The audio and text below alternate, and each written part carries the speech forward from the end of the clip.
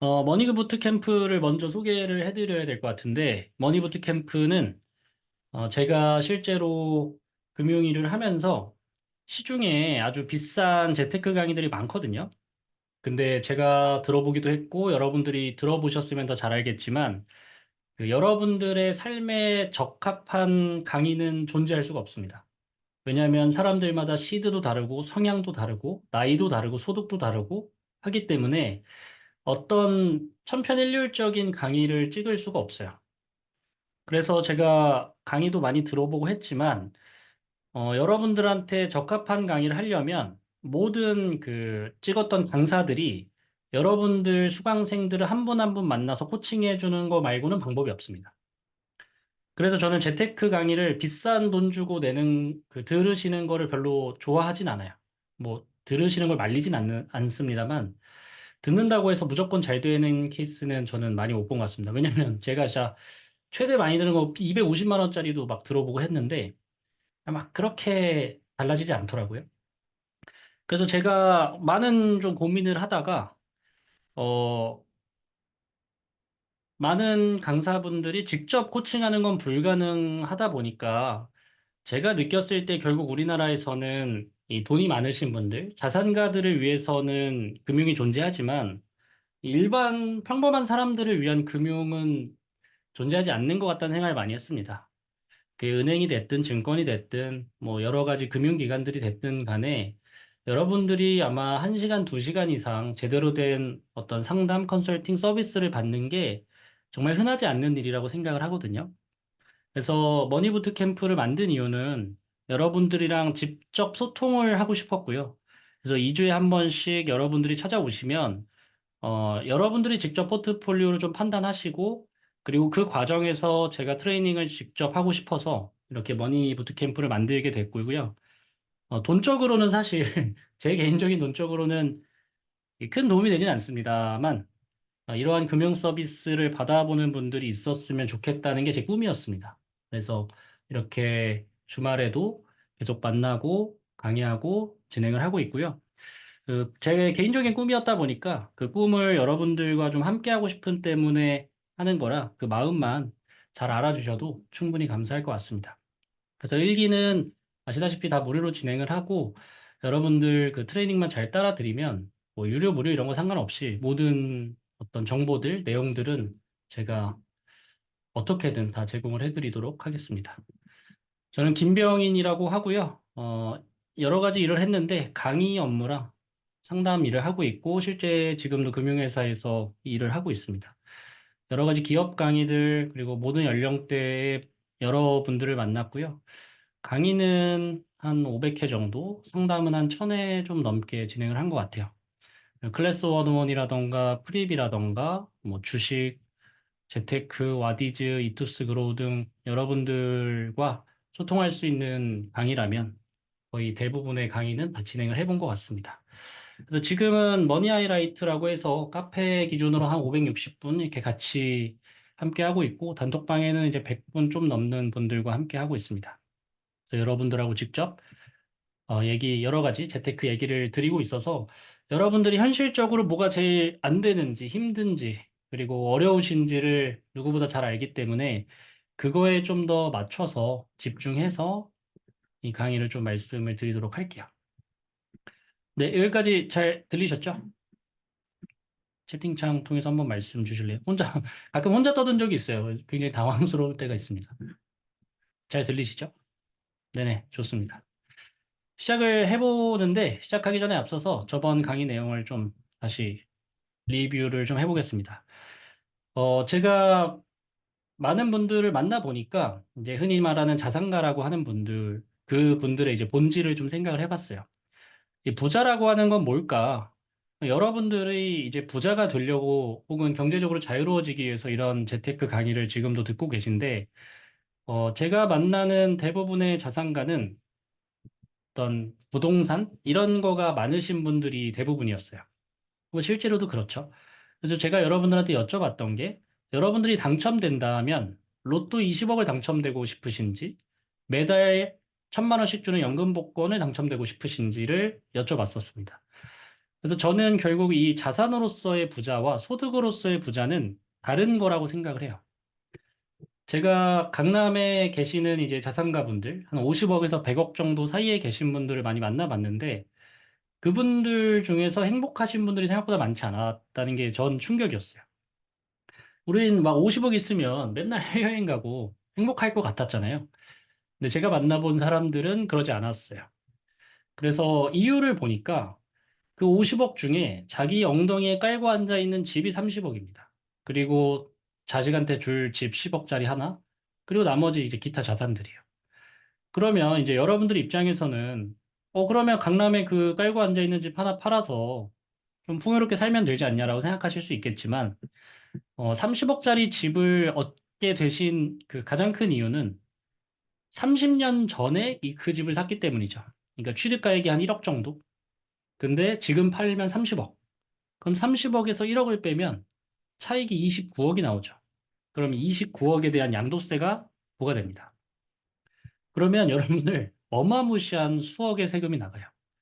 그럼 10억만 뜯겨도 여러분들 30억, 20억으로 강남 이제 못 들어가잖아요. 내가 평생 살아왔던 강남에서 어디 변두리 가서 살아야 되는 나머지 노후를 보내셔야 돼요. 그러니까 이제 못 떠나고 못 파는 거죠, 이 집을. 그래서 이게 참 아이러니했던 건 내가 부자가 되기 위해서 이 집을 깔고 앉아 있었던 건데 그게 가장 큰 이유였죠. 근데 결과론적으로 부자가 됐더니 이거를 깔고 앉는 방법 말고는 방법이 없는 거죠. 그래서 저는 물론 이제 자산이 많으면 좋죠. 많으면 좋지만 제가 생각했을 때 더 행복했던 사람들은 경기권에 집 하나 있고 연금 500만 원, 600만 원씩 나오면서 사시는 공무원, 교사, 군인분들이 더 행복했다는 거죠. 여러분들이 건물주를 맨날 꿈꾸지만 100억짜리 건물에서 월세가 안 나오면 그게 무슨 소용이 있을까요? 세금만 맨날 나가겠죠.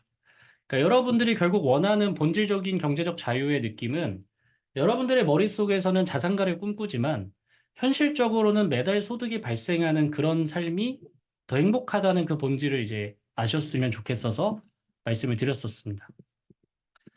즉, 매년 2천만 원씩 3% 저축하면 여러분들이 원금이 4억이 들어가고요. 20년 뒤. 그러니까 지금 여러분들의 나이부터 20년을 더한 나이에 5억이 있다고 했을 때 부자냐고 느낄 거냐는 거죠. 근데 이건 한 푼도 안 썼을 때 5억이에요. 여러분들 20년 동안 얼마나 많은 이벤트가 있겠어요? 차 바꾸셔야 되죠. 결혼하셔야 되죠. 집 사셔야 되죠. 또 뭐 있을까요? 아플 수 있죠.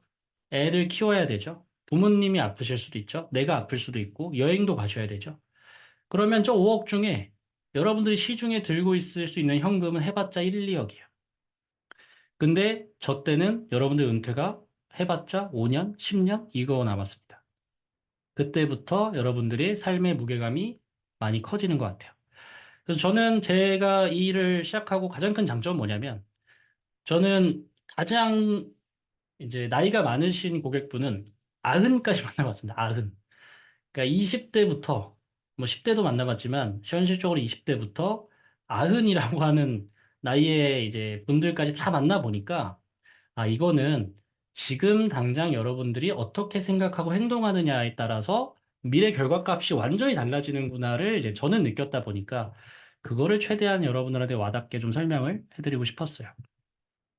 결국 여러분들이 자산 20억 부자가 되려면 어떻게든 간에 시드머니 10억은 만드셔야 됩니다. 시드머니 10억. 근데 여러분들 20년 동안 아까 4억, 5억이었잖아요. 그러니까 여러분들이 그 약간 장수거북이 마냥 사시는 게 아니라면 정말 어려운 목표인 거죠. 소득 1,000만 원은 제가 뒤에서 이제 보여드리겠지만 현금 1억에서 2억 정도만 있으면 됩니다. 물론 이제 시간이 좀 필요하겠지만. 그래서 과제 제가 하나하나 다 보니까 생각보다 많이 안 필요해서 놀랐다 이런 얘기도 있더라고요. 그러니까 여러분들이 이제 모르는 거죠. 내가 매월 500만 원, 1,000만 원씩 발생시키려면 얼마의 현금이 얼마나 오랫동안 이제 들어가 있으면 그 결과값이 나오는지를 사실 생각해 보지를 못하는 거죠. 그래서 그런 부분들을 제가 하나하나 계산해서 오늘 말씀을 좀 드리려고 합니다. 그래서 저는 둘 다 되면 너무 좋죠. 10억 부동산도 있고 1억으로 매월 1,000만 원씩도 나오면 너무 좋겠지만 둘 다 하기 어렵다는 가정에서 혹은 이제 본인 집이 이미 있다는 가정하에는 여러분들이 소득으로서의 부자를 한번 꿈꿔보시면 조금 더 현실적이지 않을까라는 생각을 많이 하고 그렇게 컨설팅을 좀 하고 있습니다.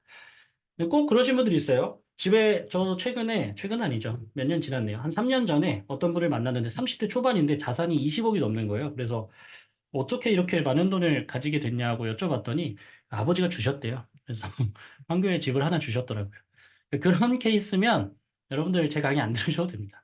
그럼 그분들은 이제 그분 나름대로 열심히 사시면 되고 저는 이제 평범하고 저 같은 사람들 대상으로 여러분들이 좀 경제적으로 자유로워지는데 보탬이 되는 강의들을 좀 해보려고 합니다.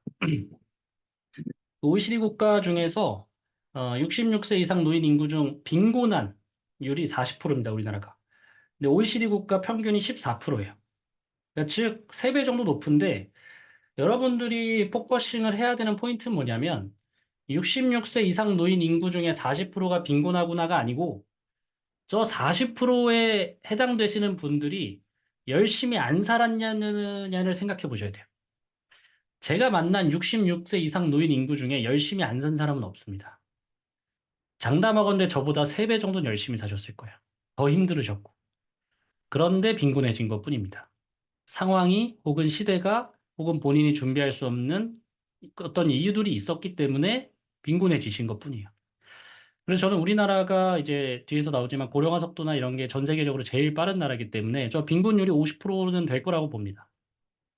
자, 그러면 여러분들 2명 중에 1명이 빈곤해지는데 거기에서 이제 내가 해당이 안 될 확률이 높냐, 해당될 확률이 높냐는 내가 제일 잘할 거예요. 그래서 저는 여기에서 제가 이제 자극을 많이 받고 뒤에서 뭐 계속 나오지만 저는 제가 지금 빈곤한 건 상관없는데 미래에 빈곤한 건 제가 못 버틸 것 같아서 좀 이런 마음가짐을 잘 잡고 열심히 살려고 하는 것 같습니다. 국민연금 같은 경우에는 2055년에 이제 소진이 되죠. 아예 소진이 되고 어떠한 방식으로든 간에 소진이 될 겁니다.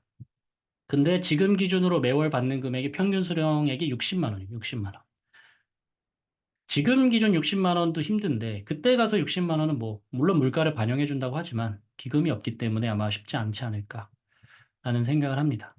그래서 첫 번째 강의 때 많이 말씀드렸던 부분은 결국 재테크의 핵심은 내가 집을 사든 연금을 하든 청약을 하든 적금을 하든 뭘 하든 간에 내가 돈을 버는 기간에서 돈을 안 버는 무소득 기간의 생활을 살기 위해서 하시는 거예요. 아버지가 자식에게 돈을 물려주듯이 젊은 내가 미래에 나이가 든 나에게 돈을 물려주는 겁니다. 그래서 어떤 분은 이거를 전체 공금이라고 표현하기도 하고, 개라고 표현하기도 하고, 하나의 통장을 만들어가는 거죠. 결국은 저 나이 든 나도 나일 거기 때문에. 근데 30년 동안 200만 원씩 한 푼도 안 쓰고 저축해야 7억인데, 은퇴 시기 때 40년 생활비가 9억 6천이 필요해요. 이걸 어떻게 만들어낼 거냐? 그냥 저는 이 빈곤이라고 하는 게 이제 정말 흔한 말이 될 거라고 개인적으로 생각을 합니다. 가끔 이제 그런 분들이 계시더라고요. 연금을 근데 왜 사람들이 잘 안 가입하는 것 같냐? 이렇게 물어봐가지고 제가 곰곰이 생각을 해봤는데 이유가 하나밖에 없어요. 여러분, 연금을 꼭 가입해야 된다고 생각하는 분들 그렇게 많지 않거든요. 혹은 더 이제 현실적으로는 조금 더 천천히 해도 되지 않을까라고 생각하는 분들도 더 많으실 수 있어요. 근데 어떤 느낌이냐면 여러분들이 주택 청약을 생각하시는 거랑 비슷한데 여러분들 청약을 가입한 사람이 많을까요? 연금을 가입한 사람이 많을까요? 여러분들 마음속에서. 이거 궁금하네요.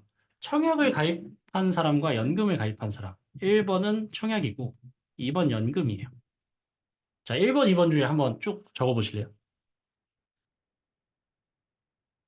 그죠? 여러분들 딱 느껴지시죠? 이거는 뭐 통계적으로도 무조건 청약 가입자 수가 많습니다. 제가 만난 연금 가입하신 분보다 청약 가입한 사람이 월등히 많아요. 왠지 아세요? 우리 앞 세대가 청약으로 성공했기 때문에 그래요. 청약으로 성공한 분들, 분당 이런 데 지금 뭐 20억 하죠? 그때 다 미분양이었어요. 1억 뭐 3천만 원, 5천만 원, 1억 뭐 이 돈으로 분양 받는데 미분양이었어요, 다. 동탄? 다 미분양. 뭐 동탄은 뭐 그때 시기가 또 맞지도 않지만, 그러니까 즉, 그 당시에 청약으로 성공하신 분들이 워낙 많으니까 여러분들도 그거를 배운 이제 성공하신 분들이 워낙 많으니까 그걸 배운 거죠, 여러분들이. 아, 청약은 가입해야 되는구나. 근데 막상 여러분을 청약 가입해 놨지만 얼마씩 넣어야 효율적인지도 잘 모르잖아요, 사실. 근데 그냥 하고 있는 것뿐이죠. 연금도 똑같아요. 연금은 왜 아무도 안 하고 있냐면 여러분들이 연금을 가입하는 준비하는 첫 세대라서 그래요. 그래서 여러분들이 나중에 여러분들 자식한테는 말하겠지만 우리 부모님이 이제 한 베이비 부버 부모님들은 말씀을 좀 하시는 것 같아요. 자기가 나이 들어 보니까 연금 준비해야 돼서 자식들한테 연금 준비하라고 하지만 우리 할아버지 할머니들이 우리 부모님 세대한테 연금 준비하라고 한마디라도 했을까요? 아이, 말이 안 된다는 거죠. 그러니까 여러분들이 첫 세대라서 시행착오도 많을 거고 어려움도 많으실 거기 때문에 여러분들이 먼저 나서서 생각하지 않으시면 아무도 먼저 나서서 도와주지 않을 부분이에요. 그래서 그런 부분들을 잘 생각을 해보시는 게 너무너무 중요합니다. 그래서 이렇게 바뀌죠, 우리나라가. 2050년, 2070년에 인구가 4천만이 깨지고요. 근데 이거 놀라운 건 출산율 1.2명 가정이에요. 지금 0.7이죠. 그러니까 우리나라 전체 인구 중에 50% 이상이 거의 한 50%가 노인이라고 보시면 될 것 같아요. 그러면 웃긴 건 생산 가능 인구가 전체 인구가 3,600만 명인데 생산 가능 인구가 1,600만 명이에요.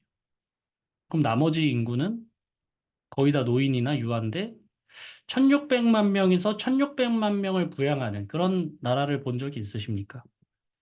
우리나라의 문제, 특히 세금 문제 이런 것들은 아주 크게 발생할 수밖에 없기 때문에 여러분들이 조금의 경각심은 필요하시다라고 말씀을 드렸습니다.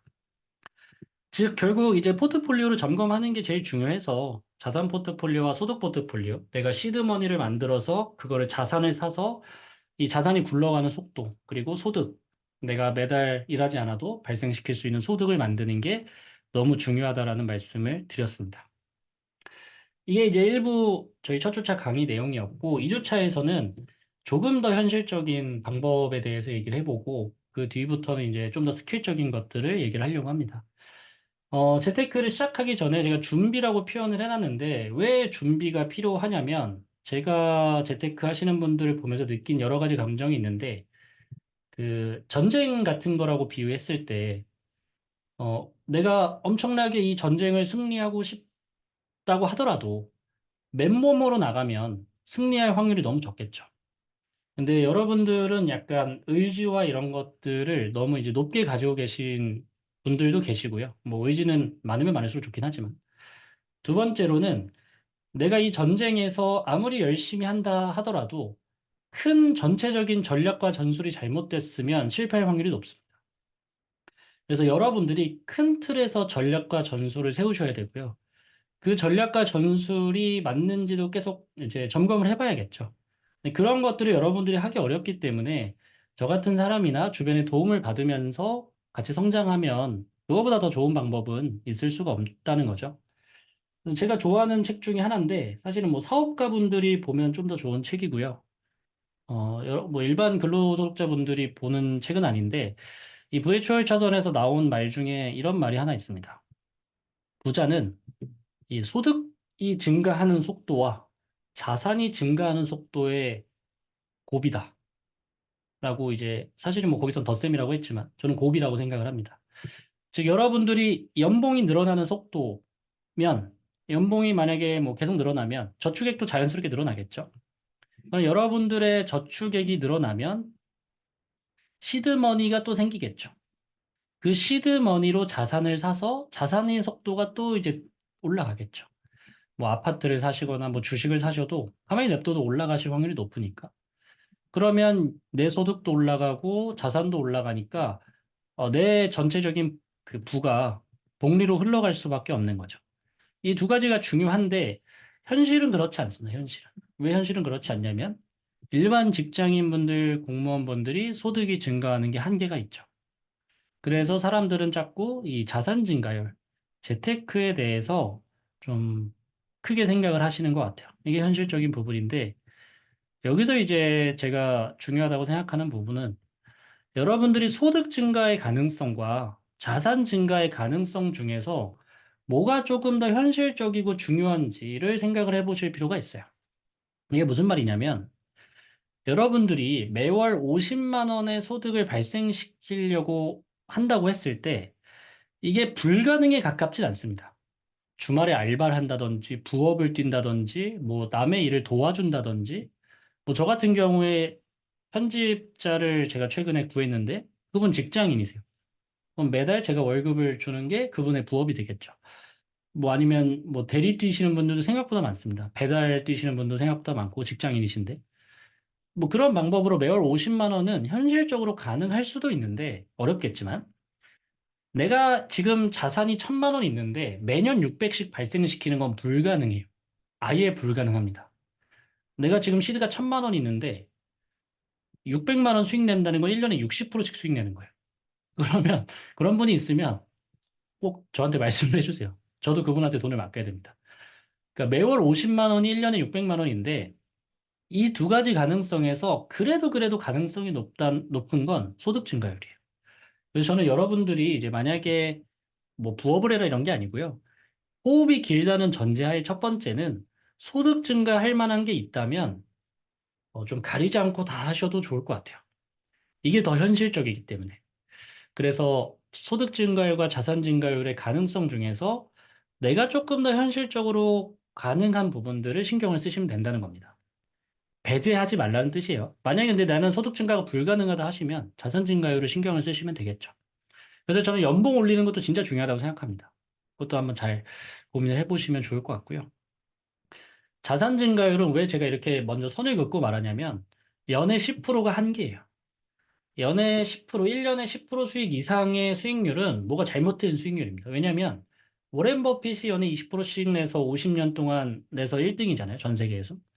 그러니까 그렇게 내는 거 갖다 내는 것도 엄청나게 어려운데 일반 투자자가 한 번 10%낼 수 있죠. 근데 매년 10%씩 내는 건 정말 어려운 일이에요. 그래서 연에 10% 정도의 한계가 있기 때문에 이 소득 증가와 자산 증가에 대해서 한번 생각을 해보시고 두 번째로는 소득 감소와 저축 감소가 가능하다는 걸 여러분들이 잘 기억하셔야 돼요. 이게 무슨 말이냐면 증가하는 거는 오케이인데 감소하지는 말아야 된다는 거죠. 여러분들이 예를 들어서 시드 뭐 월에 150만 원 저축하고 있었는데 아까 월 50만 원이라고 했나요? 그러면 월 저축액이 100만 원으로 줄어버리면 이것만큼 안 좋은 일이 없다는 거예요. 내가 1,000만 원을 투자했는데 10% 수익이 안 나도 괜찮아요. 근데 마이너스 10%, 20% 가는 건 진짜 위험하다는 거예요. 왜 그래요? 이 공식에서 소득 증가와 자산 증가 둘 중에 하나라도 마이너스로 가면 복리로 부자가 멀어집니다. 그래서 제가 여러분들한테 강조하는 말이 뭐냐면 소득 증가와 자산 증가, 소득 감소와 자산 감소 이 두 가지 중에서 여러분들이 조금 더 포커싱 해야 될 거는 감소하는 걸 막는 게 진짜 중요한 거예요. 증가는 그 이후의 문제고요. 감소를 막아야 증가시킬 수가 있어요. 그래서 제가 고객분들한테 자주 하는 말씀이 있습니다. 재테크는요, 공족하시는 창이 아니라 방패예요, 방패. 여러분들의 돈을 지키는 수단으로 생각하셔야 조금 더 효율적으로 빨리 굴러가고요. 이거를 공격하려고 하시는 용도로 쓰시는 순간에 실수를 합니다. 비트코인이 나쁘다는 건 아니에요. 위험한 코인을 한다거나, 레버리지를 쓴다거나. 저도 한때는 재테크가 공격만이라고 생각해서 막 공격적으로 한 적이 있어요. 근데 결론적으로 어떻게 되더라? 감소하더라. 여러분들이 근데 방패로 생각하시잖아요. 마음도 편하시고요. 플러스로 갈 확률이 굉장히 높습니다. 그래서 여러분들이 완벽하게 내가 방패로서에 익숙해지시면 그거를 조금 더 공격을 할 수 있는 방법에 대해서 논의해 볼 수 있게 되는 거예요. 그래서 다시 한번 말씀드립니다. 여러분들의 돈을 어떻게 하면 지킬 수 있을까의 관점으로 생각하셔야 여러분들이 조금 더 편하시고 실제로 그게 더 빠른 속도로 여러분들이 증가할 확률이 높다라는 거를 말씀을 좀 드립니다. 제가 증명까지는 아니고 예시로 들어보면 아까 예시처럼 2천만 원씩 매년 10%씩 만약에 수익을 내면 20년 뒤에 여러분들이 11억이 생깁니다. 11억. 근데 여기서 아까 말했던 600만 원, 매월 50만 원씩 내가 써버리면 7억이 돼요. 갑자기 3억에서 4억 정도가 싹 하고 사라집니다. 난 매월 50만 원만 썼던 것뿐인데 전체적으로 3억, 4억이 없어진 거예요. 그러니까 이런 부분들, 여러분들의 그 감소에 좀 더 포커싱을 맞춰서 여러분들이 운영을 하시면 훨씬 더 그 기대값이 좋아질 거라고 생각을 합니다. 네, 여기까지 해서 잘 듣고 계십니까? 한번 잠깐 끊고 물 한 잔 마시고. 네, 잘 들리시죠? 네, 좋습니다. 자, 그래서 결국 제가 이제 자주 드리는 말씀 중에 하나가 여러분들이 재테크를 잘한다. 재테크를 잘하고 싶으시잖아요. 그죠? 재테크를 잘하고 싶어서 재테크를 잘한다라고 했을 때 그게 도대체 뭐냐? 정의를 내려본 적이 잘 없으실 거예요. 재테크를 잘한다는 게 뭐지? 라고 생각하실 수 있는데 그거를 좀 정의하고 가려고 합니다. 결국 우리가 월급을 받으면 소비하던가 저축하던가로 나눠집니다. 이 소비는 지금의 나를 조금 더 생각하시는 분들이고요. 이 저축은 미래의 나를 조금 더 크게 생각하는 사람이에요. 예를 들어서 저는 지금 삼각김밥을 일주일 내내 먹어도 괜찮아요. 뭐 몸은 아프겠지만 뭐 심리적으로 괜찮습니다. 근데 제가 70 먹고 매주 삼각김밥을 먹고 있는 나를 생각하면 전 도저히 참을 수가 없어요. 그럼 저는 저축에 좀 더 힘을 실는 사람인 거죠. 그래서 저는 저축을 많이 합니다. 근데 대부분의 분들은 지금의 내가 조금 더 행복해야 된다고 생각하기 때문에 소비를 많이 하시죠. 제가 100번 양보해서 미래의 여러분들도 훨씬 더 중요하기 때문에 5대 5는 지키자라고 이제 말씀을 드리게 되는 거고, 급여 300이라는 가정하에 150만 원은 저축을 하는 게 일반적이다라고 말씀을 드릴 수밖에 없어요. 왜 그러냐면 그때도 말씀드렸지만 이게 1,800만 원인데 12달 하면 1년에 1,800, 그냥 대략 2,000이라고 가정하면 2천만 원씩 여러분들 적금 아무리 해도 어차피 5억 선에서 멈춥니다. 내 총자산. 이게 큰 돈인데, 엄청 큰 돈인데, 여기서 쓰고 하면 1억밖에 안 남는단 말이에요. 그래서 이 비율은 여러분들이 첫 번째로 지키셔야 되고요. 여기서 만약에 이제 5억을 혹은 시드를 만들어가는 과정에서 곱셈, 투자를 하는 거죠, 이제. 내가 이 투자라고 하는 거를 통해서 덧셈으로 하면 너무 느리잖아요. 그래서 곱셈으로 내 돈을 굴리는 거를 생각하는 게 중요하다. 그래서 나눠보면 여기가 시드머니고요. 여기가 투자 수익입니다. 내 시드머니를 얼마 모으냐? 내가 그 시드머니를 얼마로 굴리느냐? 이 두 가지 관점인데, 이것도 한번 여쭤볼게요. 너무 궁금합니다. 다 한번 해주셨으면 좋겠는데, 1번. 이 두 가지 중에서 둘 다 중요하겠지만, 그래도 나는 개인적으로 시드머니가 중요하다고 생각한다. 2번. 그래도 투자 수익이 중요하다. 이 두 가지 중에서 여러분들은 몇 번이실까요? 이건 정답이 없습니다.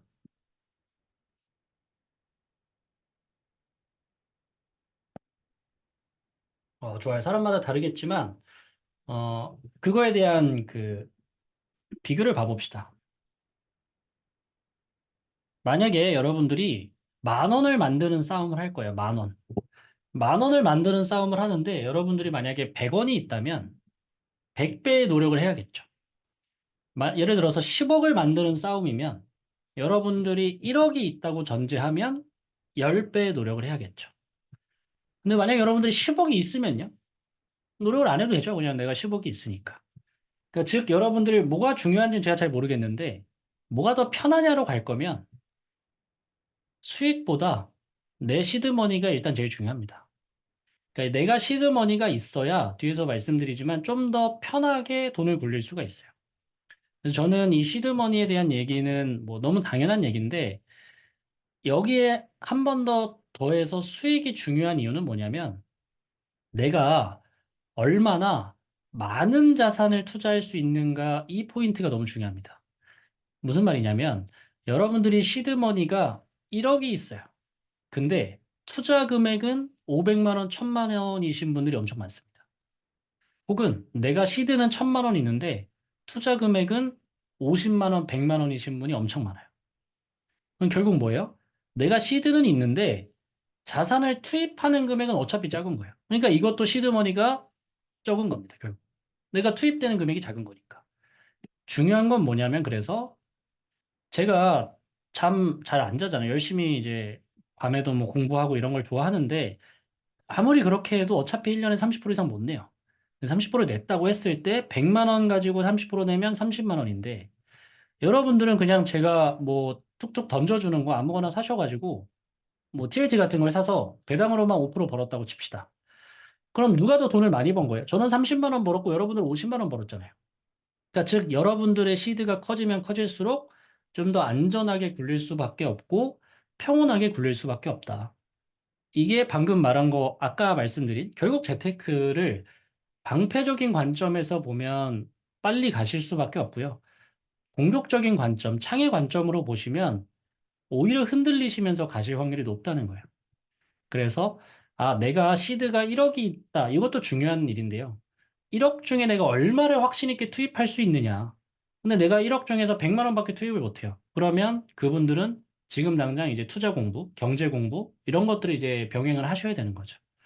이제 그런 현실적으로 여러분들이 지금 어떤 상황인지를 인지하시는 게 너무너무 중요하고 그래서 이제 포트폴리오에 대한 이런 부분들을 하나하나 말씀을 드렸던 것 같아요.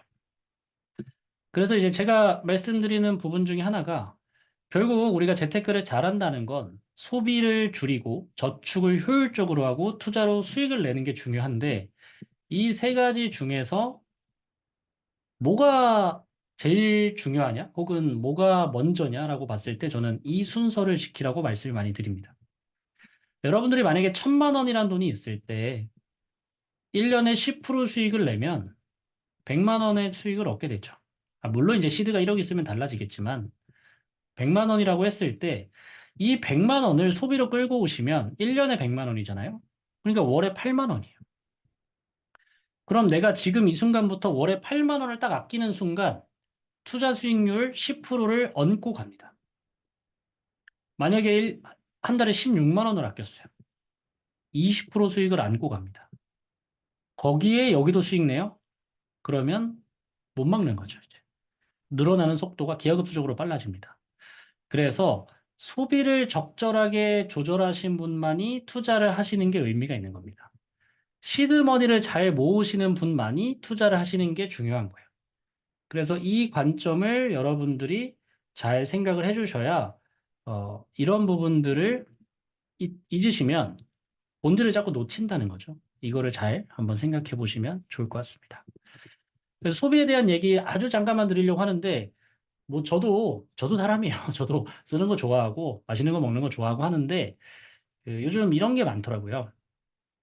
박명수 씨가 어떤 프로에 나와서 해외여행 다니는 것도 이제 좋은 경험이긴 하지만 결국 내가 직접적으로 시행착오를 겪어가면서 느끼는 게 조금 더 경험인 것 같다. 이런 얘기들을 많이 하는 것 같고요. 그래서 우리가 이 SNS 상이나 우리가 사실 1억이 없다고 해서 불행한 게 아니고요. 10억이 없다고 해서 불행한 게 아닌데 우리의 불행은 어디서부터 시작되냐면 쟤는 1억 갖고 있는 것 같은데 내가 없다고 느낄 때예요. 그러니까 비교하면서 항상 쟤는 해외여행 간 것 같은데 나는 못 갔을 때 이러면서 이제 불행한 거거든요. 근데 저는 최근에 제가 운이 좋게 처음으로 유럽을 가봤는데 제 돈 내고 이제 조심히 다녀왔습니다. 갔는데 그런 생각이 들더라고요. 대한민국 이 역사 별의별 생각을 다 합니다. 완전 N이어서 대한민국 역사상 파리 땅을 밟은 사람을 확률적으로 나타내면 몇 프로나 될까? 1%도 안 되지 않을까요? 우리가 어떤 해외를 가봤다는 것 자체가. 그러니까 여러분들이 지금 당장 만약에 지금 해외여행을 많이 간다는 뜻은 내 자원은 한정적일 거니까 미래에 그만큼 안 가겠다는 뜻인 거잖아요. 여러분들이 지금 가면 미래에 갈 확률은 거의 없죠. 왜냐면 지금 돈을 미리 썼으니까. 근데 지금 한 번 아끼면 이게 돈이 불어나서 미래에 두 번, 세 번, 네 번 갈 수 있으니까 아끼고 있는 거잖아요. 그래서 여러분들 너무 소비적인 부분에 대해서 비교하시지 마시고 강박을 갖지 마시고 여러분들이 가질 수 있는 최선 비교하실 필요 없어요. 여러분들의 최선에서 계속 생각하고 고민하시고 해결하려고 하시면 뭐든지 방법이 나올 수 있다고 생각을 합니다. 그래서 그런 부분들 좀 말씀드리고 싶었고, 이거는 뭐냐면 여러분들의 그 적금. 어느 정도의 효용 가치인지를 한번 얘기를 해보려고 합니다. 만약에 이제 이자 4%짜리 적금을 월에 100만 원씩 넣는다고 했을 때 1년에 1200만 원 들어가고 4%니까 48만 원인데 이것도 갑자기 궁금하네요. 근데 이거 실제 이자가 아닐 거 아시죠? 실제 이자가 아닌데 실제 이자가 그러면 1번은 48만 원 나온다. 40만 원대다. 실제 수령 금액입니다. 이자가. 2번은 30만 원대.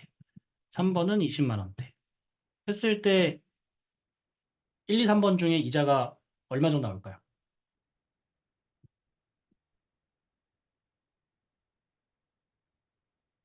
궁금하네요, 이거.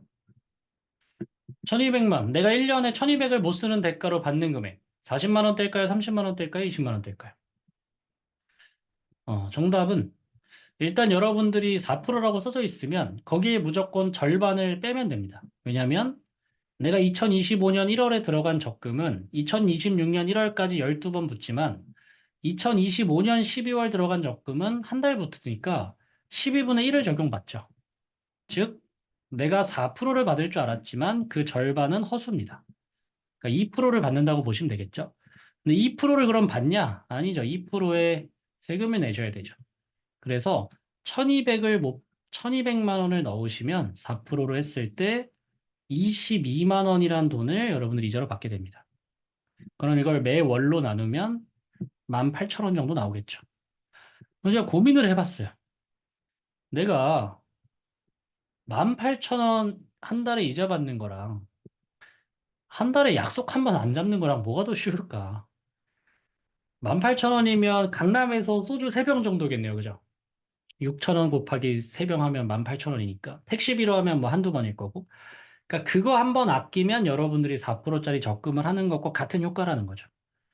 그래서 거듭 말씀드리지만 첫 주차는 이 첫 달은 어쩔 수가 없습니다. 첫 달은 투자도 뒤에서 너무 중요해서 많은 커리큘럼을 준비했지만 이번 달만큼은 소비에 대한 얘기가 너무너무 중요하다는 거를 다시 한번 말씀을 좀 드리려고 합니다.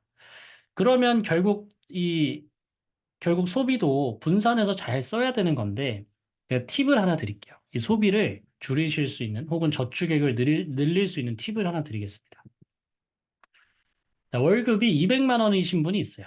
이분이 A가 있고 B가 있는데 A라는 분은 내가 소비를 먼저 100만 원 하고 저축 100만 원을 하시는 분이 있습니다. 두 번째는 B라는 분은 저축 100만 원을 먼저 하고 소비 100만 원을 하시는 분이 있어요. 자, 1번 A와 B 중에 1번과 2번 중에 누가 더 잘하시는 걸까요? 이것도 정답은 없습니다. 1번과 2번.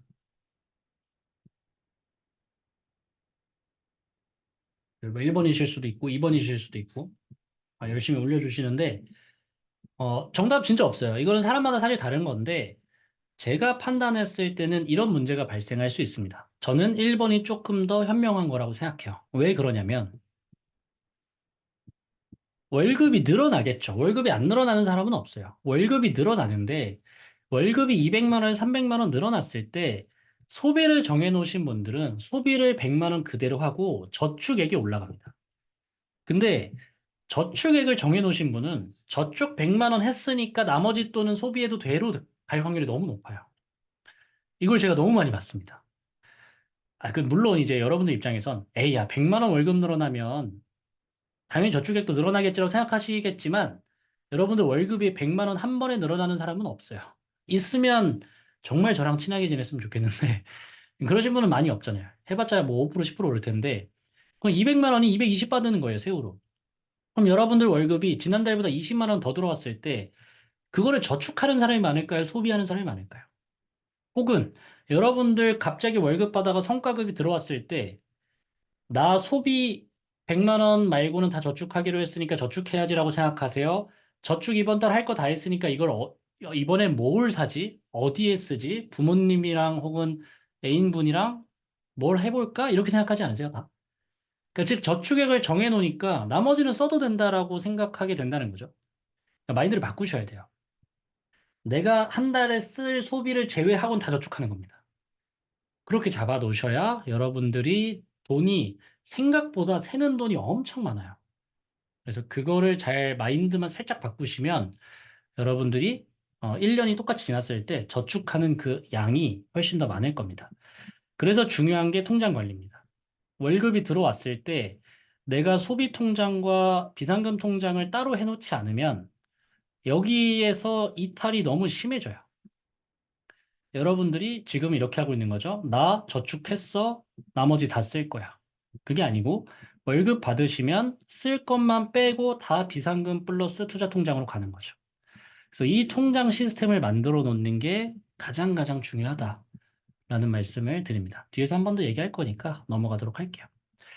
저축 얘기가 이제 마지막으로 이제 가고 있는데 이 저축에 대한 얘기 혹은 투자에 대한 얘기를 좀 해보려고 합니다.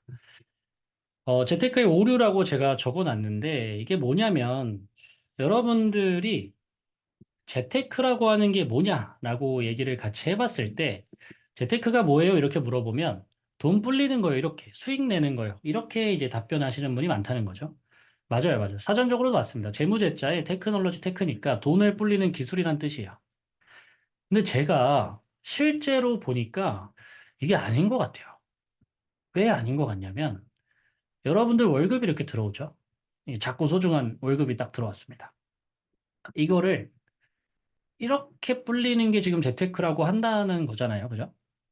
근데 제가 실제로 이 월급을 받아가지고 코인을 해가지고 100만 원을 투자해서 1000만 원을 만든 분을 제가 봤어요.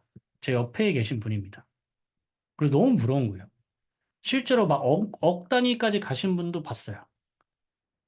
근데 중요한 건 뭐냐면 여러분들이 결국 불린 거 맞잖아요. 그죠? 근데 5년 전이거든요. 그게. 5년 후인 지금 그분이 이 1000만 원을 갖고 있을까요? 일단 결과론적으로 안 갖고 있습니다. 일단 이 돈은 흔적도 없이 사라졌어요. 그러면 분명히 우리가 돈을 불리는 게 재테크라고 했잖아요. 다 그렇게 생각하고 계시잖아요. 근데 그게 아니라는 거예요. 왜 아니에요? 불렸더니, 일단은 불렸더니 그 뒤에 일이 어떻게 될지를 생각을 안 해놨다는 거예요. 여러분들이 결국 재테크의 본질은 뭐냐면 내가 돈을 불리고 나서 이 불린 돈을 어디로 분배시킬 거냐를 적어 놨어야 돼요. 이 분배를 생각을 해놨어야 됩니다. 안 그러면 여러분들이 이 과정에서 얼마를 버시던 간에 분명히 없어질 거예요. 새로운 투자를 통해서든 새로운 소비를 통해서든 여러분들이 분배되지 않는 금액은 어차피 여러분들 수중에서 없어집니다. 이거는 경험하신 분들이 더 많으실 거예요. 그래서 재테크의 오류라고 제가 적어놓은 이유는 분리된 거에 집중하지 마시고요. 분배하시는 데 집중하셔야 됩니다. 이것도 아까랑 똑같죠. 결국 창이 아니라 방패적인 관점에서 한번 생각을 해보라는 거예요. 그러면 우리가 결국 재테크하는 이유는 뭐예요? 큰 자금 때문에 그렇잖아요. 결혼하시는 분들은 결혼 자금 크죠. 주택 너무 크죠. 은퇴 자금 너무 크죠. 자녀비, 뭐 교육비 많이 들어가죠. 내 생활비 많이 들어가죠. 이 5가지의 자금 중에서 어디에 내가 돈을 투입할 거냐? 새로운 돈이 생겼을 때. 여기에 여행은 없어요. 또 뭐 있을까요? 맛있는 거 먹기 이런 거 없습니다. 호캉스 이런 거 없어요. 여러분들이 재테크를 하는 이유는 이 5가지를 해결하고 나서 더 상위 단계로 더 행복한 삶을 살기 위해서 하시는 거잖아요. 이거를 좀 집중해서 보시는 게 중요하다. 그러면 결국 이제 내 돈이 불어나야 되는데 이 불어나는 속도에 대해서 한번 생각을 해보시면 여러분들 이 1억을 이것도 원래 질문하는데 바로바로 그냥 넘어갈게요. 1억을 지금 갖고 계신데 재테크에서 2억으로 만드는데 몇 년 걸리냐 이겁니다. 제가 1억을 지금 1억을 갖고 있어서 투자했는데 2배. 이 1억을 2억으로 만드는데 몇 년이 걸리느냐. 이게 이제 법칙이 있죠. 7위의 법칙이라고 아시는 분들은 이제 아실 텐데 72라는 숫자를 기준으로 했을 때 내가 연복리금리 12%짜리 예금이 있다고 했을 때 없지만 있다고 했을 때 1억을 12%로 굴리면 어떻게 됩니까? 1억이 6년 뒤에 2억이 된다는 거죠. 6%로 굴리면요. 6%면 70이 나누기 6%에서 12년 뒤에 내 1억이 2억이 된다는 거죠. 근데 우리 적금 아까 2%라고 했죠. 2%면요. 36년 뒤에 2배가 된다는 거죠. 그러면 여러분들이 적합한 수익률은 여기서 어떻게 되냐면 우리나라 기준금리가 3%이기 때문에 지금 3%죠. 3% 곱하기 2를 하세요. 그럼 6%네요. 그죠? 이게 여러분들 1년 적정 수익률입니다. 이거 내면 잘한 거예요. 내가 적금 예금보다 2배 낸 거잖아요. 6%면 충분히 잘 낸 거기 때문에 6%에서 7% 정도. 그러면 얘는 10년이 나오겠네요. 즉, 내 돈이 투입됐을 때 10년에 2배 정도 되고 있으면 잘하고 계신 겁니다. 이 기준점을 잘 잡으셔야 돼요. 이 기준점이 없으면 투자를 막 하게 되는 거예요. 연복리 7%에서 6% 정도 냈으면 만족하시고 두 발 뻗고 주무셔도 되는 수익률이에요. 내가 10% 넘어가면 뭐 20% 넘어갔다. 난 매년 20%씩 낸다 하면 직업을 바꾸세요. 그러면 이제 평생 모든 돈을 만드실 수 있을 겁니다. 이거 이제 첫 번째로 너무 중요해서 말씀드렸고요. 결국 그럼 여태까지 말씀드린 이 세 가지를 좀 조합을 해볼게요. 첫 번째, 원금을 많이 투입하는 게 중요하다고 계속 언급 드렸습니다. 내 자산을 감소시키지 않고 소비를 줄여서 원금을 높이는 게 일단 중요하고요. 두 번째로는 이자 몇 프로? 6에서 7% 정도 투자 수익 내는 게 중요하고요. 시간은 뭐 말씀드리진 않았지만 언제가 제일 좋겠어요? 나이가 어릴 때. 그 여기 사실 듣고 계신 분 중에 한 분인데 제가 과제를 다 보잖아요. 봤을 때 몇 년 전에 비슷한 얘기를 들었는데 그때부터 했으면 좋았을 거리라는 후회를 하신 분이 사실 한 분이 아니라 여러분이 계십니다. 그때 했으면 완전 달랐겠죠, 또. 그러니까 즉 여러분들이 시간이 가는 게 진짜 빠르잖아요. 그러니까 먼저 빨리 시작하는 게 이제 중요한데 원금과 이자는 노력해서 바꿀 수는 있다고는 하지만 폭이 그렇게 크진 않습니다. 내가 월급을 막 올렸다 내렸다 할 수 없고요. 적금 예금 이자를 나라에서 정하는데 내가 막 투자 수익을 막 정할 수는 없잖아요. 그러니까 내가 정할 수 있는 건 지금 할 거냐 아니냐밖에 없어요, 사실. 그럼 결국 지금 하는 게 중요한데 이걸 이제 복리효과 뭐 시간에 투자해야 된다 뭐 이렇게 얘기를 하는데 이게 얼마만큼 파워풀한지 보여드리고 마무리를 좀 해볼까 합니다.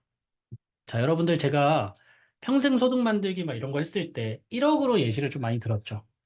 여러분들이 지금 만약에 시중에 1억이 있는데 이거를 30년 동안 10%로 굴려본다고 하면 달리 기준으로 했을 때, 자, 여러분들 이거 한번 너무 궁금한데 달리 기준으로 얼마 정도 나올까요? 1번 1억, 2번 5억, 3번 10억. 달리입니다, 달리.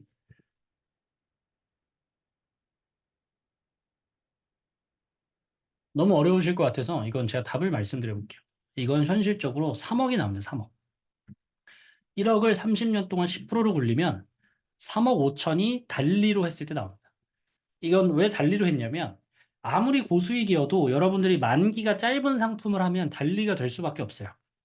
그래서 길게 호흡을 만기를 가져가는 것들을 좀 자주 가져가시면 좋습니다. 달리는 1년마다 하면 다 끊기는 거니까. 그럼 이걸 완전 복리로 바꾸면 얼마가 될까요? 복리로. 1억을 30년 10% 달리로 했을 땐 3억입니다. 근데 1억을 30년 10% 복리로 굴리면 얼마 될까요? 19억이 나옵니다. 19억이요, 19억. 여러분들 만약에 지금 19억 있으면 일 안 하지 않을까요? 19억 정도 됩니다, 19억. 근데 여기서 이제 세금으로 여러분들이 만약에 내게 되면 뭐 한 16억, 15억 뭐 이 정도 될 텐데, 제가 이거 보여드렸네요. 근데 이거를 이제 5년을 늦게 한 겁니다. 내가 이 플랜을 5년을 늦게 하면 어떻게 됩니까? 12억이 됩니다. 어디가 7억이 사라졌어요, 7억. 이걸 만약에 10년을 늦게 하면요, 6억이 됩니다. 이거 뭔가 엄청 이제 작아 보여요, 심지어. 6억 큰 돈인데 뭔가 만족스럽지 않아요. 왜냐면 13억이 지금 사라졌거든요. 그러면 여러분들 결국 잘 생각을 해보면 1억을 30년 동안 10% 저축했을 때 19억 8천, 20억 정도가 나오고 25년 동안 10%로 똑같은 금액을 넣었을 때 10억이 나온다면 1년에 여러분들이 총 손해보는 금액이 9억 4천이고요. 9억 5천 정도 되고요. 그거를 5년 늦게 시작했으니까 5년으로 나누면 1년에 1억 8,966만 원씩 벌어들일 거 아니면 5년을 미룰 이유가 없다는 거예요. 미루면 미루실수록 1억 9천씩 손해 보시는 겁니다. 그러니까 이게 여러분들 엄청나게 큰 수치예요. 이거를 매월 30만 원 기준으로 해도 엄청 큰 수치가 나오고요. 매월 20만 원으로 해도 엄청 다른 수치가 나옵니다. 나중에 해도 되겠지. 되겠죠. 근데 여러분들이 이 정도 금액을 메꿀 자신이 없다면 일찍 하시는 것보다 더 좋은 방법은 존재할 수가 없어요. 제가 여러분들 연봉을 2억씩 올려드릴 수는 없잖아요. 그래서 그럼 현실적으로 여러분들이 1년에 1,000만 원씩 10년을 모으면 1억이 되겠죠. 그럼 10%씩 굴렸을 때 여러분들 30년 차에 딱 10억이 됩니다. 10억이 돼요. 그래서 제가 자주 드리는 말씀이 꿈이 아니에요, 이게. 가능할 수 있어요. 물론 이제 나이에 따라서 내 시드에 따라서 다를 수 있겠죠. 다를 수 있겠지만 나이가 어리신 분들일수록 혹은 내가 지금이라도 마음을 고쳐 먹으셨을수록 지금 하면 될 수 있다는 거예요. 결국 내가 소득을 연금이 아니어도 돼요. 소득을 만들어내는 자산을 1억을 얼마나 빨리 모으냐의 싸움입니다. 만약에 내가 지금 1억을 바로 투입할 수 있으면 이게 10년 정도 더 빨라지겠죠. 그래서 내가 저때 은퇴했을 때 10억이 있으면요. 내가 1년에 10%씩, 이제 저 10%는 뭐냐면 S&P 500 기준입니다. 나스닥이나 S&P 500을 계속 돌리면 연에 8에서 10% 정도 나니까 매년 나오면 매년 연봉을 내가 1억씩, 10억을 하나도 안 건드리고 매년 연봉 1억씩 받아가실 수 있는 거예요. 그러니까 여러분들이 여기에 만약에 나는 당연히 매달 1,000만 원씩 이렇게 못한다. 못하죠, 당연히. 근데 절반으로 줄여보면 500만 원 되겠죠. 500만 원이면 여러분들 5억 만들어지는 거잖아요. 그럼 10억이, 아니, 1억 있는 것보다 5억 있는 게 월등히 좋은 거 아니에요? 그러니까 먼저 빨리 시작하시는 것만큼 그래서 뒤에서 스킬적인 거, 방법적인 거 이런 건 사실 노력의 문제고 어떤 환경의 문제고요. 여러분들이 지금 당장 빨리 하는 것만큼 중요한 일은 없다, 숫자적으로. 근데 이제 물론 그 혹시나 이거를 막 이제 준비하시는 분들이 계셔가지고 이게 미리 준비하지 않는 세금은 칼이 돼서 돌아옵니다. 미국, 일본은 이런 게 되는데 우리나라는 세금이 너무 부족해서 이자와 배당소득이 혹은 이제 ETF나 이런 걸로 했을 때 연에 2천만 원이 넘어가면 종합소득과세라는 걸 해요. 그럼 아까 1년에 1억 정도 제가 수입이 생긴다 했잖아요. 이거 최근에 문제가 됐었죠. 문제가 지금도 되고 있고, ISA나 연금저축을 하셨을 때 배당소득세 계속 내야 되는 거. 그리고 배당 때문에 배당소득세를 냈는데 연금으로 받으실 때 또 연금소득세를 내셔야 되죠. 그래서 이제 이중과세가 될 텐데 어쩔 수가 없어요. 세수 펑크가 30조씩 나요. 여러분들 이 우리나라 전체 예산이 300조인데 300조에서 10%, 30조가 펑크이기 때문에 어디서 어쨌든 걷어내야 됩니다. 그랬을 때 여러분들이 연봉 1억씩 어떤 자본 수입이 발생한다 했을 때 세율로 얼마가 나가냐면 38.5%가 나옵니다. 38.5%. 여러분들이 1억씩 자본 수입이 드디어 발생돼서 너무 기뻤는데 얼마씩 나간다? 38%씩 나라에 내셔야 된다. 그래서 총 7억을 세금으로 내시게 됩니다. 30년 살아있다는 가정. 1년에 2,300만 원씩 내시면 되고 30년 내면 7억을 세금으로 내시면 되고요. 건보료가 늘어납니다. 이건 이제 월 1억이라고 한 가정인데 그냥 연 1억이라고 하면 이거 10분의 1이니까 월에 45만 원 정도씩 12달이면 540만 원. 여러분들 월에 45만 원씩 건보료 내보시면 진짜 죽어납니다. 아찔해요, 정말로. 제가 건보료 이제 부모님 거나 이런 것 때문에 많이 내고 있는데 진짜 건보료가 어마어마한 스트레스를 줍니다. 월에 50만 원씩 여러분들 뜯긴다고 생각해 보세요. 여러분들 정말 힘드실걸요? 그래서 이런 건보료에 대한 부분들, 세금에 대한 부분들은 시간이 지나면 지날수록 심각해지기 때문에 아예 그때 가서 뭐 정부가 그러겠어라고 생각하시면 큰일 납니다. 그래서 미리미리 여러분들이 비과세라던가 저랑 이제 연금 준비하신 분들은 다 비과세로 준비해 놓으셨잖아요. 이제 그런 것들이 정말 중요한 거예요. 미리미리 해 놓으신 게. 그래서 그런 시간에 투자하셔서 복리 효과를 내시는 것만큼 중요한 게 없다라는 생각을 다시 한번 드립니다. 그래서 우리가 저축할 수 있는 방법은 세로저축과 가로저축이 있는데 세로저축은 뭐냐면 남자분들 기준으로 사회초년생 때 차 사야지 하고 차 사가지고 돈 빵원 만들고 결혼해 해야지 하고 결혼해서 돈 빵원 만들고, 아, 집 사야지 하고 해서 2억 대출 받아서 집 산 다음에 이제 애 키우다가 은퇴 준비해야지 하면 될 수가 없다. 이게 필요자금이 될 수가 없습니다. 그래서 가로저축을 하자 이거죠. 내가 미래에 필요한 금액, 급여의 10% 정도는 미래를 위해서 준비를 해 놓으시고요. 그리고 중기적으로는 주택이라던가 우리 펀드, ETF 이런 거 S&P 500 통해서 중기적인 자금들을 만들고 단기적으로 결혼해야 되는데 코인하고 있으면 안 되죠. 이건 원금을 지켜야 되잖아요. 이런 건 적금 예금을 하는 거죠. 즉 단기적으로는 원금을, 중기적으로는 이자나 수익을, 장기적으로는 시간에 투자하는 뭐 5대 3대 2라고 흔히 말하는데 이건 사람마다 너무 달라요. 그래서 이 비율을 여러분들이 나름대로 정해서 포트폴리오를 짜시는 게 너무너무 중요하다라는 말씀을 드립니다. 차이가 어마무시합니다. 뭐 시간 얘기 아까 계속 했기 때문에 다시 한번 말씀드리진 않겠습니다.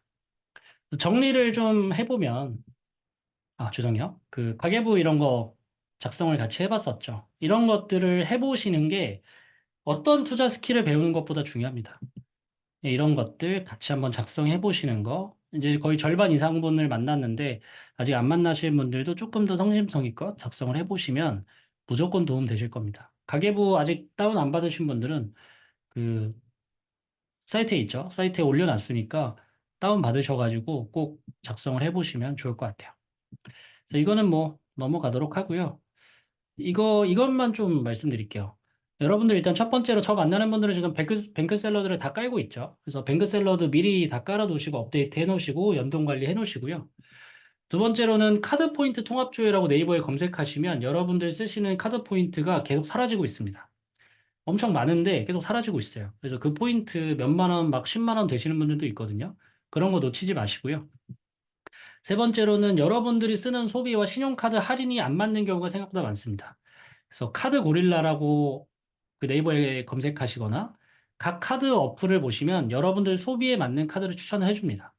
가급적 연회비는 3만 원 이하로 해주시면 제일 좋을 것 같아요. 제가 비싼 거를 써봐도 그때 부동산 대출 받는 것 때문에 연회비 30만 원짜리를 만들려고 하더라고요. 그래서 이제 강매를 당했는데 연회비 3만 원짜리랑 똑같아요. 그러니까 뭐 큰 혜택은 없습니다. 그래서 비싼 거 쓰지 마시고 연회비 3만 원 이하에서 여러분들 소비에 맞는 거 쓰시고요. 또 불필요한 보험으로 막 돈을 많이 내시는 분들이 있습니다. 그러실 필요 없죠.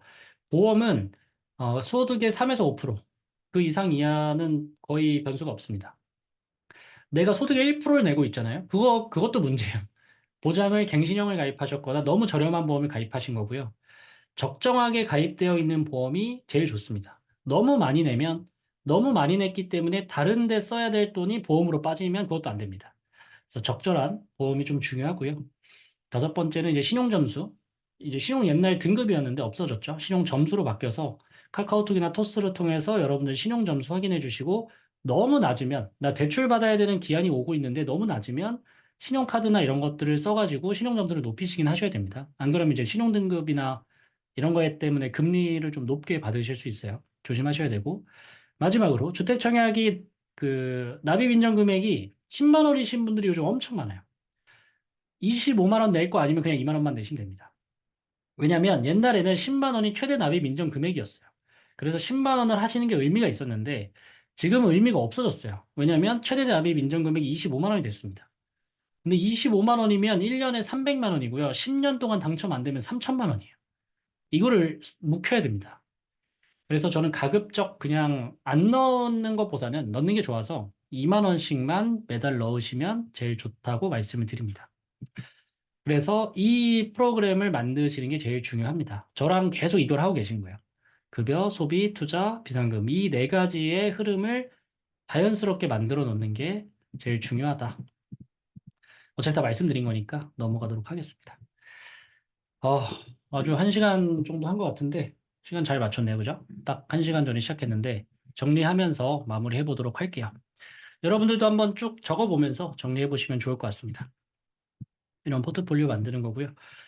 결국 부자가 되려면 이 두 가지다. 소득을 증가시킬 거냐, 자산을 증가시킬 거냐. 이 두 가지의 관점에서 계속 생각을 하시고요. 그래서 사업하시는 분들은 무조건 유리한 거예요, 원래. 소득을 증가시킬 수 있는 기회가 있다는 것 자체가 부자에 가까워진 겁니다. 근데 대부분의 직장인들은 다 저도 소득이 한정적일 수밖에 없으니까 이 자산을 증가시키려고 노력을 하는데 자산을 증가시킬 때 제일 집중해야 될 부분은 뭐다?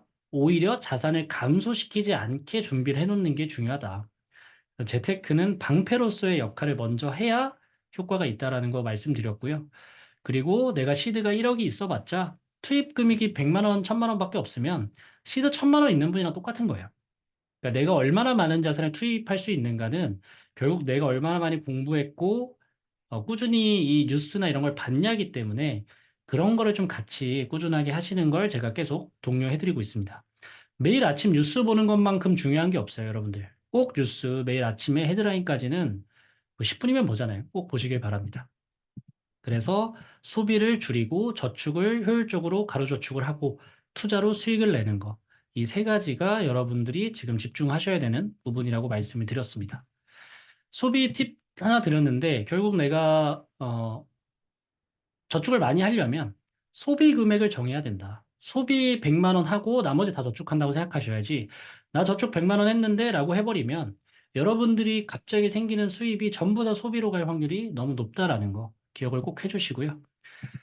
그래서 저축에 대한 부분 중에서는 이제 재테크의 오류에 대해서 말씀을 드렸고 자산을 내가 불리는 것도 중요한데 그 불리고 나서 분배하는 작업을 안 해놓으시면 여러분들이 자연스럽게 그 돈이 사라질 확률이 높다라고 말씀을 드렸습니다. 그래서 분배가 결국 가로저축이죠. 여러분들이 이 가로저축을 어떻게 해놓으면 돈이 저는 이제 앞에 앞선 자금들이 좀 이벤트들 뭐 결혼이라던가 뭐 주택자금이라던가 이런 게 일정 부분 다 모여 있기 때문에 새로운 돈이 생기면 다 은퇴자금으로 넣을 수 있는 거죠. 그럼 저는 이제 S&P 500이나 나스닥 이런 데 들어가니까 이 돈은 사라지지 않고 계속 늘어나기만 하겠죠. 그러니까 그런 어떤 세팅들을 여러분들이 잘 해놓는 게 너무너무 중요하다라고 말씀을 드렸습니다. 그래서 그때 말씀드렸다시피 결국 저는 제가 하나하나 다 짜주면 좋겠죠. 여러분들도 좋고 저도 좋은데 제가 해보니까 제가 다 짜주면 어차피 여러분들이 안 합니다. 그래서 지금 귀찮고 번거롭지만 가계부를 여러분들이 직접 써서 저한테 제가 받고 있는 거고요. 그래서 여러분들이 쓰면 그 뒤에 제가 그 가계부 쓰신 거에서 수정해야 될 부분, 필요하신 부분들을 열심히 말씀을 드리고 있으니까 좀 더 즐겁게 잘 해주셨으면 좋겠다는 생각을 합니다. 10억 부자 꿈 아니고요. 여러분들이 어떻게 생각하고 얼마나 좀 더 절실하고 간절하게 생각하느냐에 따라서 엄청 빨라질 수도 있고요. 생각보다 느려질 수도 있고요. 그래서 여러분들이 일단 빨리 시작하는 게 너무 중요하다는 말씀을 드렸습니다. 여기까지 이제 머니부트 캠프 얘기를 드렸고요. 두 가지 정도 딱 말씀드리고 빨리 끝낼 겁니다. 이제 한 1, 2분이면 끝날 것 같은데, 그, 과제입니다. 벌써 싫어졌죠? 과제를 하실 건데, 이번 주 차는 강의가 없어요. 그러니까 지금 들으신 분들은 강의용 과제를 하신 겁니다, 지금. 그래서 캡처나 이런 거 지금 해놓으시고요. 강의 봤다는 거 캡처를 지금 해두시고요. 사진을 찍으시던가. 강의는 들으신 거고 뭘 하실 거냐면 앞으로 일주일 동안 뉴스 매일 아침에 올리시고 이제 밤 10시가 되시면 하나 올릴 게 뭐냐면 뱅크샐러드에서 여러분들이 이제 저 만나신 분들 이거 다 연동하셨죠? 연동했을 때 저는 신기했던 게 뭐냐면 소비도 습관과 버릇이 있어가지고 평일에 바쁘신 분들은 주말에 돈을 못 쓰고요. 주말에 돈을 쓰게 되고요. 술을 좋아하시는 분들은 금요일에 돈을 많이 쓰게 돼요. 그렇죠? 즉, 내가 지금 2월 셋째 주 일요일에 쓰는 돈과 1월 셋째 주 일요일에 쓰는 돈이 비슷하다는 거예요. 그래서 여러분들한테 할 건 뭐냐면 이제 내일이면 2월 17일이죠. 2월 셋째 주 월요일과 1월 셋째 주 월요일을 비교했을 때 여러분들이 소비가 적으면 단톡방에 표시를 할 겁니다. 어떻게 표시해요? 제가 밤 10시에 제가 이제 아침 10시, 밤 10시마다 고생을 할 것 같은데 제가 밤 10시 이렇게 올릴 겁니다. 자, 마피아는 손을 들어주세요 할 겁니다. 그러면 이제 내가 소비가 줄었다 하시면 동글뱅이를 해주시면 되고요. 내가 소비가 줄지 않았다. 그러면 이 말을 딱 쳐주시면 됩니다. 이걸 할 거예요. 재밌을 것 같은데 여러분들이 뭐 좀 재밌게 생각해 주셔서 해 주시면 될 것 같고요. 제가 걱정하는 건 뭐냐면 밤 10시가 딱 됐는데 다 이마에 머리를 때리고 있을까 봐 그건 좀 걱정됩니다. 그건 좀 걱정되는데 저라도 이제 최대한 똥골뱅이를 만들 수 있게 할 테니까 여러분들도 같이 이렇게 좀 합류해 주시면 조금 더 소비를 줄이는 데 있어서 재밌게 할 수 있지 않을까라는 생각을 해봅니다. 재밌겠죠? 그래서 내일, 당장 내일부터 시작할 거니까 뱅크 샐러드 어플 꼭 깔아주시면 좋을 것 같습니다. 음. 마지막 얘기입니다. 이 식당 아시는 분 있나요, 혹시? 엄청 수원에서 제일 유명한 식당인데. 아시는 분은 아실 텐데, 가보정이라는 식당입니다. 이 식당이 1매출이 10년 전에 1억씩이었어요. 1매출. 1매출 1억이어서 건물을 이제 세 동을 지어가지고 고깃집, 갈비집을 하는 식당인데, 저희가 보통 맛있는 가게, 맛집, 뭐 혹은 좋은 거 있으면 뭐 우리 사랑하는 주변의 가족분들, 좋은 분들하고 이제 소개를 해주잖아요. 여기 한번 가보라고 알려주잖아요. 그래서 여러분들이 이제 그런 소개해줘야 될 맛집이 하나 생겼죠. 머니부트 캠프라고 기가 막힌 맛집이 하나 있습니다. 그래서 여러분들이 프립을 지금 신청해 주시고 있는데 프립 저 만나면 이제 프립 신청하실 거거든요. 프립 신청하셔가지고 후기를 남겨주시면 너무 감사할 것 같고요. 그리고 후기도 후기지만 제가 결국 이 머니부트 캠프를 하는 이유는 더 많은 분들을 만나고 싶은데 뭔가 더 좋은 분들을 만나고 싶거든요. 여러분들처럼 의지 있고 열정이 있으신 분들. 그래서 그런 분들을 소개를 해주시면 언제든지 제가 발벗고 나서서 그분들과 같이 이런 트레이닝을 하려고 하니까 주변에 이 한 달, 두 달, 세 달 끝났을 때마다 주변에 좀 이런 거 같이 할 사람 없나? 라는 고민을 해주시면 제가 꼭 같이 하는데 열심히 노력을 해보도록 하겠습니다. 네, 일요일 늦은 시간까지 너무 고생 많으셨고요. 오늘 푹 주무시고 내일 또 활기차게 아침 맞이하셨으면 좋겠습니다. 네, 너무 고생하셨습니다. 감사합니다. 네, 고생하셨습니다. 너무 감사합니다. 네, 마무리하겠습니다. 혹시 강의 궁금하신 거 개인톡으로 주시면 제가 답변해 드리도록 하겠습니다. 네, 고생하셨습니다. 네, 마무리하겠습니다. 감사합니다.